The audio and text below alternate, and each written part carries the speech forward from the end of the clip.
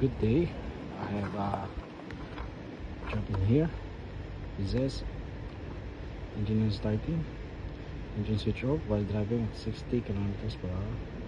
Something's burning, smelling. So I have what model is this?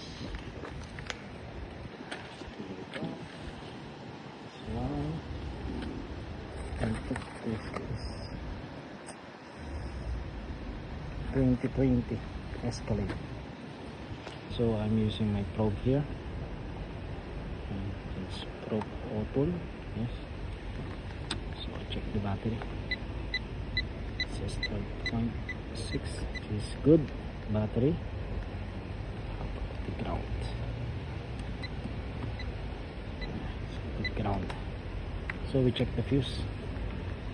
This one. It is good. The circuit. And this one fuse. It is good. Also, the other one. It's good. So 100. Also good.